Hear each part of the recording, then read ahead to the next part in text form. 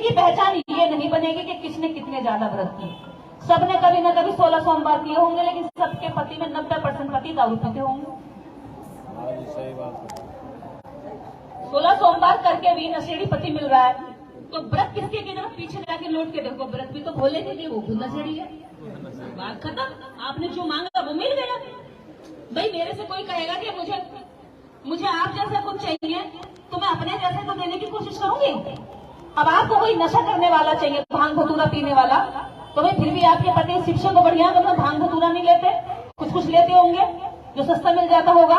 ये शिव तो सब कुछ ही करते थे। तो जो आपने मांगा वो आपको मिल गया। अगर आप इस उम्र में, जिस उम्र में ये बच्चे हैं, बाबा साहेब को पढ़ लेती और बाबा साहेब जैसा सपना देखती कि बाबा साहेब कोई पढ़ा लिखा, बाबा साहेब जैसा कोई पढ़ा लिखा आदमी लड़का ढूंढूंगी, मैं शादी करूंगी, तो क्या आपको नशेड़ी पति मिलता? हाँ?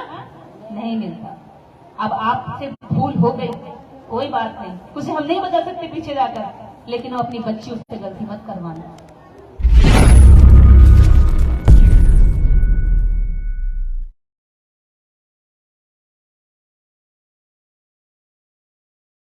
मौका दिया, ये पुरुषों को रिजर्वेशन मिला है महिलाओं की ओर से, इसके लिए आपको बहुत बहुत बधाई कि महिलाएं अब अपना मंच बनाकर आपको रिजर्वेशन दे रही है। नहीं तो महिलाएं जब पुरुष मंच बनाते हैं तो महिलाएं दबी सिकुड़ी बैठी होती है किसी किनारे पर, सहमी हुई थी, उनको ज्यादा वेटेज नहीं दिया जाता है। लेकिन महिलाओं ने आज मंच बनाया, उसके बावजूद भी पुरुषों को पूरा सम्मान दिया। इसको ध्यान में रखना आगे तक के लिए कि जब आप मंच बनाए तो महिलाओं को भी इतना स्पेस दे, इतनी फ्रीडम दे, इतनी आजादी दे कि वो घबराए ना। जैसे आप बुलंद होकर यहाँ बोले, ऐसे उनको भी लगना चाहिए कि मेरी आवाज यहाँ दबाई नहीं जाएगी या मुझे किसी तरह की यहाँ पर अनकंफर्टेबिलिटी फील नहीं होगी। ऐसा होना चाहिए माहौल, जैसे पुरुषों के लिए महिलाओं ने किया है, ऐसे ही पुरुष माहौल बनाए महिलाओं के लिए। तब तो अम्बेडकरवाद हम चला रहे हैं, अन्यथा जो पितृसत्तात्मक सोच के बारे में अभी कामरेड साहब कह रहे थे, वही हम लोग अपने घरों में, समाज में और हर जगह हम स्थापित किए गए हैं। जब दो व्यक्ति लड़ते हैं, दो पुरुष लड़ते हैं, तो गाली किसको दी जाती है? तेरी माँ की, तेरी बहन की, तेरी भाभी की। दो पुरुष लड़ रहे होते हैं, लेकिन अहंकार कब टूटता है? जब कोई किसी की बहन को गाली देता, कोई किसी की मां को गाली देता। आप जानते हैं क्यों दी जाती है गालियां? लड़ाई तो दो पुरुष कर रहे होते हैं, महिला को पता भी नहीं होता कि लड़ाई हो रही होती, वो घर में होती है, कुछ काम कर रही होती है। लेकिन दो पुरुषों की लड़ाई में गाली हमेशा महिला खाती है। आज भी दो समुदायों की लड़ाई में, दो पक्ष विपक्ष पार्टियों की लड़ाई में महिलाओं को नग्न करके घुमाया गया। जानते क्यों? क्योंकि हमने अभी तक जिस लाइन को हम कहते हैं कि महिलाएं बहुत शक्तिशाली हैं, ताकतवर हैं, वो शक्ति एक्चुअल में बताई नहीं कि वो क्यों ताकतवर है। ये ताकतवर जब तक नहीं बन सकती जब तक ये सुबह तैयार होकर, नहा धोकर, लोटा लेकर किसी 8 हाथ वाले के आगे घर में पीने वाला दूध उसके आगे चढ़ा के आ जाएंगे। जब तक ये ताकतवर नहीं बन सकती, जब तक ये अपना कर्मकांड नहीं छोड़ेगी। ताकतवर हो वास्तव में, लेकिन तब जब ये जानती हो कि मेरे अंदर ताकत है, किसी पत्थर में ताकत नहीं है जिससे मैं मांगती हूं। आज न्याय मांगने के लिए आपको सड़कों पे आना पड़ रहा है। अगर जिसको आप दूध पिला रही हो इतने लंबे समय से, पीढ़ी दर पीढ़ी, जिसको आप फल चढ़ा रही हो, जिसको आप धूप बत्ती अगरबत्ती लगाती हो, सुबह शाम घंटी बजाती हो, ताकतवर समझकर अगर वो होती तो वो उन आतंकियों को बड़ी अंधा कर देती, उनकी आंखें फोड़ देती, उनके हाथ टूट जाते, वो कोड़ी हो जाती। लेकिन वो मजे से घूम रहे हैं, जेल में भी जाएंगे, रोटी खाएंगे, अपराधी होकर क्या ठिकाना, बाहर रोटी खाएंगे, अंदर रोटी खाएंगे, उनको क्या मतलब? मान सम्मान से और इज्जत के जीवन से। अपराधी को जो करना था वो कर गया। कारण यही है कि हम अपनी पावर को जानते नहीं हैं। ताकत आप में है, आप 2 हाथ की और 2 पैरों वाली और एक गर्भाशय रखने वाली महिला इस दुनिया की सबसे बड़ी देवी देवताओं से ताकत मानी जाती है। एक भी देवी ने एक बच्चे को जन्म नहीं दिया होगा, लेकिन आपने इस पूरी सृष्टि को जन्म दिया। ताकतवर कौन है? और कहा गया उससे कि उसी को सारा घर में दामोदार संभालने को दे दे कि भाई तुम्हें ही ये परंपराएं संभालनी है, तुम्हें ही ये परंपराएं ढोनी है। काम संभालना है। पुरुष कम काम नहीं करता ज्यादा, महिलाएं ज्यादा करती हैं। यही कारण है उनको ठगना और छलना बड़ा आसान होता है। कोई भी छलिया आ जाएगा और कहेगा बहुत मेहनत करती हो, फल नहीं मिलता, तुम सबका भला करते, सब तुम्हारे साथ बुरा करते हैं, हर व्यक्ति खुद को अच्छा, वो सब आप पे अप्लाई करते और आप मासूमियत से उनके पीछे आ जाते हो। कारण क्या कि आप अपनी ताकत को नहीं जानती, क्योंकि आपको लगता है जो वो बता रहा है वो ज्यादा ताकतवर है, वो सही बता रहा है। आपकी सबसे बड़ी ताकत आपकी खुद की कमाई हुई वह बौद्धिक क्षमता है जो आप बाबा साहब डॉक्टर अम्बेडकर के मूवमेंट से लेते हैं।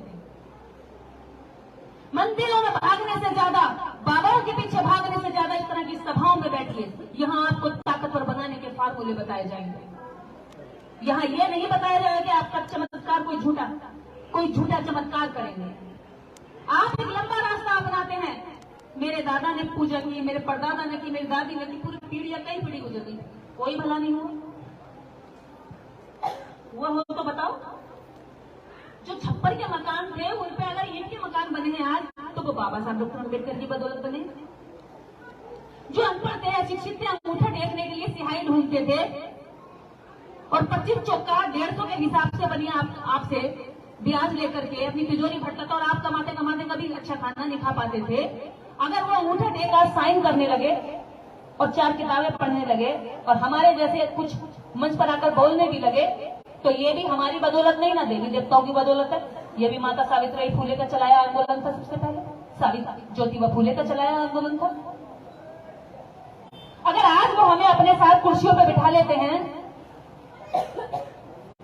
हमारी कुर्सी को लात मार के नहीं गिराते, हमें धक्का नहीं देते, अबे तबे नहीं बोलते, मन में तो बहुत आता है कि अभी तबे जिनको एरे एरे वेरे बोल देते, आज उनको जी बोलना पड़ता है, क्योंकि वो वही भिड़ जाएगा, अरे तेरी हिम्मत कैसे हुई।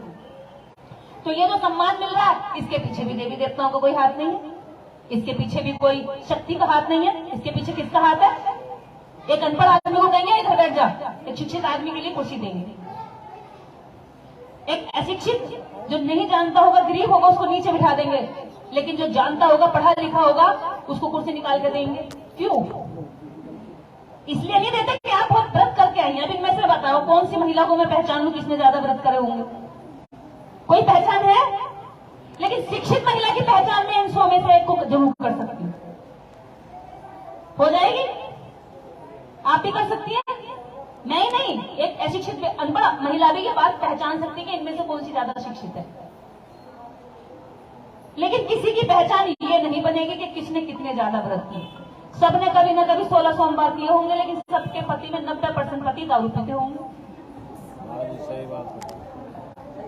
16 सोमवार करके भी नशेड़ी पति मिल रहा है, तो व्रत किसके की तरफ पीछे जाके लौट के देखो, व्रत भी तो भोले के लिए, वो भी नशेड़ी है। बात खत्म। आपने जो मांगा वो मिल गया। भाई मेरे से कोई कहेगा कि मुझे आप जैसा कुछ चाहिए, तो मैं अपने जैसे तो देने की कोशिश करूंगी। अब आपको कोई नशा करने वाला चाहिए, भांग धतूरा पीने वाला, तो भाई फिर भी आपके पति शिक्षक को बढ़िया तो भांग धतूरा नहीं लेते, कुछ लेते होंगे जो सस्ता मिल जाता होगा। ये शिव तो सब कुछ ही करते थे। तो जो आपने मांगा वो आपको मिल गया। अगर आप इस उम्र में, जिस उम्र में ये बच्ची है, बाबा साहेब को पढ़ लेती और बाबा साहेब जैसा सपना देखती कि बाबा साहेब कोई पढ़ा लिखा, बाबा साहेब जैसा कोई पढ़ा लिखा आदमी लड़का ढूंढूंगी, मैं शादी करूंगी, तो क्या आपको नशेड़ी पति मिलता? हाँ? नहीं मिलता। अब आपसे भूल हो गई, कोई बात नहीं, उसे हम नहीं बदल सकते पीछे जाकर, लेकिन हम अपनी बच्चियों से गलती मत करवाना। अपनी बच्चियों से ये गलती मत करवाना। बहुत भूखे रहे हैं हम। औरत को कमजोर कहा जाता है, लेकिन मंचों से जब भाषण की बात आती है तो कहते हैं कि तुम कमजोर नहीं हो, बहुत मजबूत हो। भाषण देने के बाद उसी समय यहां से पुरुष तो जाएगा, चौड़ा होकर फैल जाएगा, लेकिन महिला जाएगी तो सीधे किचन में काम करेगी। वो बाहर भी काम कर जाएगी तो सीधे घर में जाएगी तो किचन में घुसती है, कपड़े धोती है, बिखरा हुआ सामान सेट करती है, खाना तैयार करके टेबल पर रखती है, सारे काम करती है। वास्तव में कमजोर नहीं है, लेकिन कमजोर बनाया गया। हम परवरिश में करते हैं, बच्ची को, लड़की को फ्रॉक बना देते हैं, शादी होगी तो साड़ी बना देते हैं। कैसे भागेगी? अभी यहाँ पर भागम भाग हो जाए तो उसको जब वो कमजोर, जब वो मजबूत बनने की उम्र में होती है, उसी समय उसको गुड़िया गुड्डे खेलने देते हैं, लड़के को बाइक देते हैं, लड़की को कुछ नहीं देते। कहां से बनेगी? लड़की को किचन का रास्ता दिखाते हैं, लड़के को बाजार